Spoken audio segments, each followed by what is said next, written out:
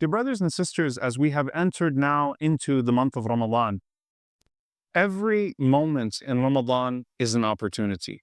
Every moment is an opportunity for you to say a word of dhikr, to say Subhanallah, Alhamdulillah, La ilaha illallah, or Allahu Akbar, or whatever it is, or a moment, wal'iyadu billah, to sin, which is the worst thing that you could do with a moment in Ramadan, or a moment that could go to waste. And every single moment is so precious that you want to make sure that you're using your time best. And subhanAllah, when you're talking about the aspect of dhikr, what is the best form of dhikr in Ramadan? What's the best form of remembrance of Allah subhanahu wa ta'ala in Ramadan? When you look through the entire body of ahadith from the Prophet sallallahu alaihi wasallam on dhikr, sometimes when you read about the virtues of one statement of dhikr, you would think that that's the only dhikr that you should be saying.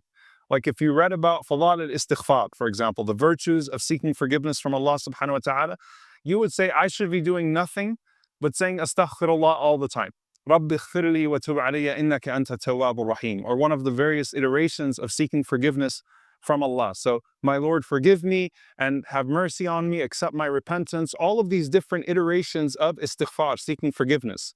And then you'll find the hadith where the Prophet sallallahu alaihi wasallam is receiving advice from Ibrahim alayhi salam about the seeds of the soil of paradise. Subhanallah, Alhamdulillah, Allahu Akbar. And then you find that hadith where the Prophet sallallahu alaihi wasallam says that there are two phrases that are beloved to Ar-Rahman, light on the tongue, heavy on the scales. Subhanallah wa bihamdihi, Subhanallah al-Azim. Tasbih, the glorification of Allah. And then you find the hadith where the Prophet ﷺ said, in afdal al-dhikr, the most beloved, the best of all remembrance is La ilaha illallah. Keep your tongue moist with La ilaha illallah.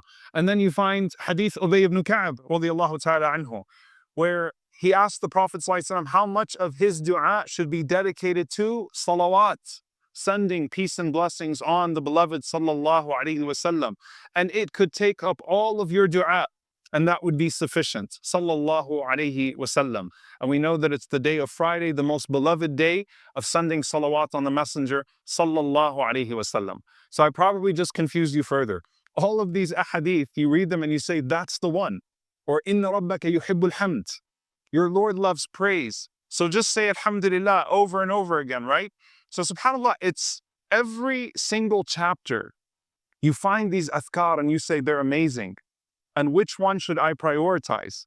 And then you find statements from the pious predecessors. And all of this is an introduction to the question, by the way. The statements of the pious predecessors, like Al-Fudayl and Ibn Taymiyyah rahimahullah ta'ala, when they were asked about prioritizing seeking forgiveness over glorifying Allah, istighfar over tasbih. And the example that they gave was that if you have a garment and it is stained, then you don't embellish the garment before cleaning the stain. So istighfar cleans the stain. Tasbih, saying subhanallah, are the buttons on the garment, are the embellishments on the garment. And so they prioritize istighfar over tasbih, but they never neglected tasbih. Where does that leave us in Ramadan? Where, as the Imam al-Zuhri rahimahullah narrates, one subhanallah in Ramadan is 1,000 times subhanallah outside of Ramadan. This month in which the mercy from Allah is descending upon us constantly. And this is where you find some of the scholars start to give some beautiful insights. Number one, the best form of remembrance is Quran, and the best way to read the Quran is in prayer. The best form of remembrance is Quran. It is khayru dhikr. It is the best form of remembrance. So as you are reciting your Quran throughout the day, it's a part of your dhikr. It's a part of your remembrance of Allah subhanahu wa ta'ala. And the best way to recite the Quran is in your salah, is in your prayer. Why? Because in your 2 rak'ahs of Qiyamul Layl, you will combine all of the afkar just to have a proper prayer. You'll have takbir, you'll have tasbih, you'll have istighfar, you'll have salawat. So just 2 rak'ahs with the Quran in it combines all of the best forms of dhikr, and that's the mercy of Allah subhanahu wa ta'ala, that all of the best forms of remembrance are combined in salah. And then the Quran, wal-Qur'ani the dhikr, the Quran that is dhikra lil alameen, a reminder to the worlds, as well as a book that is full of the reminders and the remembrance of Allah subhanahu wa ta'ala. You recite it at all times and you have that intention. And they said we can take insights from two things. Number one, look at the way the Prophet ﷺ's prayer was. Can you recite Quran in sujood? No. You can't recite Quran in your prostration. There were some nights that the Prophet ﷺ would stand in his qiyam al-layl and he would read Quran for so long you would think he was never going in ruku' or sujood. And there were some nights that the Prophet ﷺ went into sajda, into prostration, where all you do is make dua and remember Allah. You don't read Quran in your sajda, in your prostration, to where if you would have saw him sallallahu alaihi wasallam, you would have thought he died in his sujood. Can you imagine that sight? You see him in his sajda and you think he must be dead alayhi salatu wasalam because he's not getting up from his sajda. Qama Rasulullah sallallahu alaihi wasallam bi-ayah. Salama narrates two hadiths. She said the Prophet ﷺ would spend an entire night with one ayah of the Quran. One ayah. And then he would spend other nights sallallahu alaihi wasallam and it was as if he was going to recite the whole Quran in his qiyam, in his standing up. And so when the Prophet ﷺ would stand, he would read Quran and he would bring with his Quran dua to Allah subhanahu wa ta'ala in the remembrance of Allah. And when the Prophet ﷺ would make sujood, then the Prophet ﷺ would focus entirely on dhikr and dua. And so the ulama say what we see from the Prophet ﷺ is engage yourself between that which is the Quran, the recitation, and that which you would say to Allah subhanahu wa ta'ala in your sujood. And we have flexibility in it. The point is, don't miss a moment. The point is, engage in one of those two things. And the fact that if you saw the Prophet ﷺ on a particular night, you didn't know which one he was going to be in more, longer than the other, is a sign for us that, you know what, one night you might go into sujood and you have your khatam to finish, but you're going into sujood and you want to finish your recitation of the Quran. But as you got into your sujood, you started to make dua to Allah and you were immersed in your dua. Keep going. Don't get up. Keep going. Continue to remember Allah. One day you might finish your wird, your allocated times of how much you're going to do tasbih. Say subhanallah, but you're looking around and you're saying subhanallah, subhanallah, and your heart is present. It's better to go an extra 10 tasbih and delay the next thing that you're going to do because your heart is in that tasbih. And so the best dhikr is the dhikr that coincides with the Prophet sallallahu alaihi wasallam's dhikr, that is diversified, that your heart is most present in. That's the first thing. The second thing, the best dhikr outside of Ramadan is the best dhikr inside of Ramadan. Meaning, the reward for your morning remembrance and evening remembrance in Ramadan is even greater than what it would be outside of Ramadan. The Prophet ﷺ would not pause the morning athkar and the evening athkar, the things he would say in the morning and the things he would say in the evening after Asr, because Ramadan came around. If anything, they are greater at that time, and that is the best time to learn the habits of those things. Okay, so to really bring them into your life and to not let go of those things. That would be like a person who focuses on praying Taraweeh and then they forget all of the other sunan.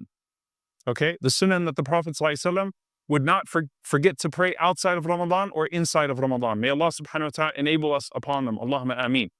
And the third thing, and this is something that is really powerful to pay attention to, with what the Prophet ﷺ gave us of the best du'as and the best seasons. The best 10 days of the year are the first 10 days of Dhul Hijjah.